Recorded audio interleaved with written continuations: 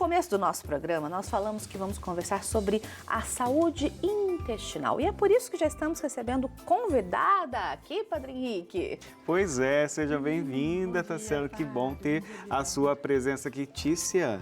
Tícia, é porque o senhor está se confundindo. Não, eu estou aqui confundindo com a esposa do Juninho. Eu olhei no roteiro e falei, uai, gente, mas será que é a esposa do Juninho? Não é a esposa do Juninho. É a Tícia que está aqui com a gente. Que veio aqui hoje para conversar com a gente sobre um órgão do nosso corpo muito especial, que é o intestino, não é? E eu já quero começar aqui com uma pergunta que eu já ouvi dizer que o nosso intestino é nosso segundo cérebro. Por que isso?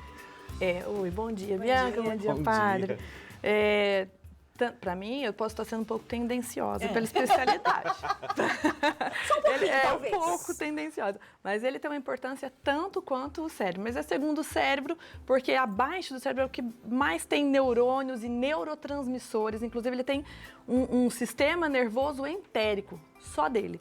Ele age com uma certa independência do cérebro e tem funções vitais, assim como o cérebro. Então, ficou esse apelido de segundo cérebro. Olha só que bacana. Então, garantir aí a saúde do intestino é garantir também a saúde do corpo como um todo? Do corpo como um todo. Até do sistema endócrino, a questão de, por exemplo, o hipertireoidismo ou hipotireoidismo, eles têm influência no intestino. E o intestino também na parte hormonal. Por exemplo, o diabetes, sensação de saciedade, Alzheimer, ansiedade, depressão, estão todas correlacionadas com o funcionamento bom, legal, balanceado do intestino.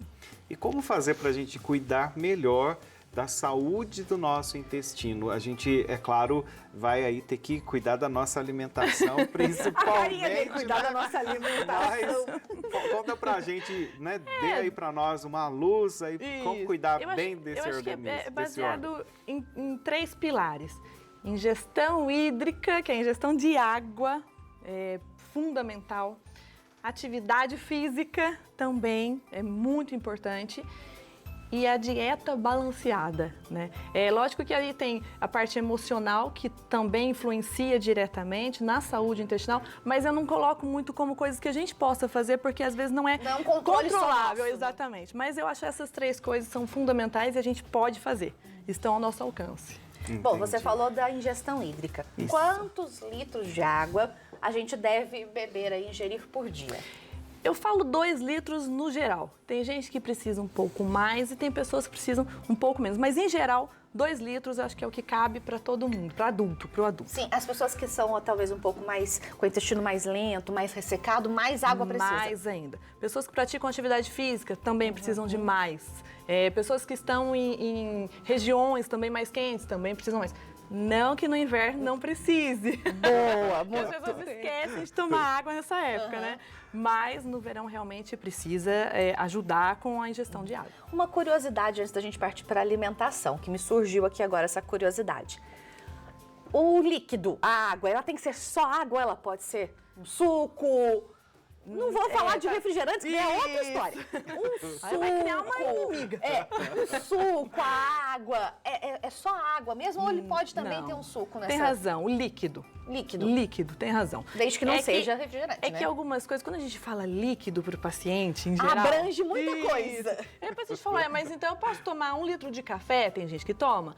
O café em excesso, olha isso tudo, né? Em excesso é ruim. E quando eu falo líquido, eu fico preocupada com essa interpretação. Sim. Então foi muito boa pergunta. É água, tá, gente? Quando estamos falando de litros, aqui 2 litros, é água, tá? Óbvio. Você pode tomar um suquinho, um copinho de café, mas vamos colocar a água nesse assunto. É isso mesmo. Mas aí falando sobre a água, e me lembra que esse deve ser um hábito diário, né? A gente precisa tomar mais água e não só esse cuidado com o intestino, mas fale pra gente também sobre os hábitos diários que vão fazer com que a gente tenha aí funcionando bem o nosso intestino. Isso.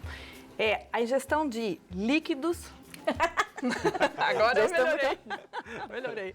A ingestão de líquido que começa pela manhã, aumenta no período da tarde e vai diminuindo no período da noite, né? Até pelo fato de que, não que à noite a gente não precise, mas é que à noite para não ter que ficar levantando para urinar, isso nos pacientes até com a idade mais avançada também não é muito legal, né? Eu fico preocupada com o fato de acordar e tropeçar, alguma coisa assim. Então, mas para geral, né, para o adulto em geral, a gente vai diminuindo isso ao longo do dia. A ingestão de fibras... importante. Que é importantíssima. A ingestão de fibra é importante para o funcionamento geral, porque ela ajuda também na microbiota intestinal, né, que é importante para a função vital nossa, para a nossa imunidade, principalmente essa época agora de Covid, a época aí de agora inverno, né, as gripes, isso, das infecções de vias aéreas. Então você vê que a imunidade ajuda muito na imunidade. Então a ingestão de fibras, que começa também na parte da manhã, aumenta no período da tarde e vai diminuindo no período da noite. Os alimentos que geram triptofano, começa com ovo, por exemplo, na parte da manhã. Aí no período da tarde, entre o café, por exemplo, o almoço, castanha do Pará, é muito legal, porque vai diminuir um pouquinho a fome, a gente não vai fazer aquele pratão na hora do almoço, né? No almoço pode ter a carne vermelha, claro, uma quantidade equilibrada, porque as pessoas acham que para a saúde intestinal não pode comer carne vermelha. Interessante isso. Não é isso, é o equilíbrio. Tem gente que só come a carne vermelha. Sim. Entendeu? Então, eu acho que tem que ter tudo em equilíbrio. Até um vinhozinho à noite é excelente, é legal ali para finalizar o dia. O vinho ajuda no triptofano, que ajuda na serotonina.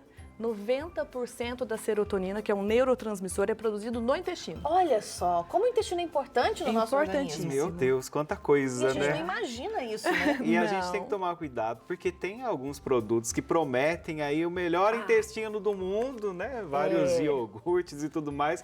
E a gente precisa saber que é todo um conjunto. Não adianta você ter uma alimentação ali, aquela cheia de frituras, refrigerante, bebidas alcoólicas e tudo mais. Depois eu tomo um iogurte ali que eu vi na propaganda, vai resolver tudo. É isso aí, é isso mesmo. Eles ajudam, né? Eles corroboram para isso, mas não vão resolver o problema. A questão das fibras mesmo, elas também ajudam no controle do diabetes e na questão do colesterol, na saciedade, então ajuda também aí o paciente a comer menos, mas vai adiantar eu comer a fibra, mas também abusar do doce ou abusar da gordura? Não, elas têm que se equilibrar, né? Acho que elas vão ajudar, vão colaborar, não vão resolver o problema, mas vão colaborar. Ajudar. Doutora, você falou sobre a ingestão de fibras, mas se eu também vou ingerir bastante fibra sem beber a água, não vai me adiantar nada, não, né? Vai assim, causar um problemão. Uma constipação, por exemplo. Esse é o problema. A fibra ajuda, por isso elas têm que ser em conjunto, né? A fibra ajuda a absorção de água pelo intestino. Então, quando a gente absorve mais água para dentro do intestino, a gente ajuda a aumentar o bolo fecal e ajuda na peristalse do intestino, que vai eliminar as fezes com mais facilidade, sem fazer força para evacuar. Evitando aí uma hemorroida, né? Evitando os divertículos, né? Abrir aí o divertículo, dor abdominal, fezes ressecadas e outros problemas. Além disso, a questão da fibra, ela ajuda muito na fermentação e na alimentação da nossa microbiota, que são os micro-organismos, bactérias boas que moram e têm que morar no nosso intestino. Entendi. É interessante isso, né, padre? Sim, sim. Você falou sobre uma parte aí do intestino que ela pode sofrer uma inflamação. Ixi, Maria, fugiu o nome. Lembrando o nome. Diverticulite é um problema muito recorrente. Aqui no convento mesmo, eu já convivi com padres que tiveram e também amigos que já tiveram esse problema. Ele é causado porque, e aproveitando esse gancho, falar também um pouquinho sobre os demais problemas que afetam esse órgão do nosso corpo. A questão do divertículo. O divertículo, claro, o mau funcionamento do intestino ajuda a causar, mas a grande maioria é predisposição genética. Então eu não posso colocar tanta culpa na alimentação ou na falta de cuidados. Mas isso, o divertículo, que são essas bolsinhas no intestino, né? Quando as fezes vai passar pelo intestino, né? O intestino faz um movimento de peristalse e as fezes vão saindo. Quando a gente tem essa bolsinha no intestino, parte das fezes pode ficar paradinhas ali. Essa bolsinha, ela não tem movimento de peristalse sozinho. O que o intestino faz para nos ajudar mesmo, né? Ele faz mais força, mais peristalse para tirar as fezes que estão paradinhas ali.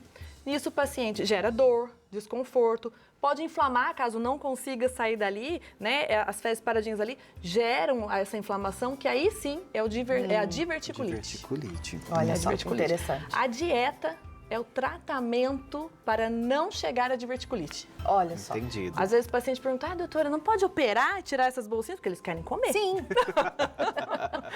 Não pode operar e tirar a bolsinha? Não. A gente opera quando eles estão muito inflamados, tem o risco de perfurar, né? Ou já está nesse ponto. Mas operar para evitar a inflamação não é comum.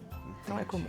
Bom, a gente agradece muito a sua presença, que olha, teria muito assunto ainda pra gente Isso. continuar, porque um órgão tão importante no nosso organismo, né, nosso corpo, que a gente acaba deixando de lado, acaba não Isso. dando a atenção devida que ele Eu merece. falei que ele era tão importante quanto o cérebro. Verdade, você bem nos alertou. Agora, quem quiser entrar em contato com você, como é que faz? Suas redes sociais, telefone, enfim. Isso, é no 3125-7994, na Clínica Medicina Resolutiva. Estou lá desde 2015. É uma clínica, aliás, é multidisciplinar e a gente tem todos os exames para avaliação lá também, além da consulta, claro, e um bate-papo legal que a gente pode ter lá. 12, né, o DDD? Isso, 012. Aqui em Guaratinguetá. Aqui em Guaratinguetá, 3125-7994. Então, se você tem alguma dúvida aí, quiser entrar em contato, quiser, né, falar Resolutivo. com a doutora, é só você ligar lá e procurar pela doutora Ticiana, que ela vai também falar com você e tirar suas dúvidas, tá? Isso. Obrigada Eu mais que uma vez. agradeço. viu? Muito obrigada. Obrigada.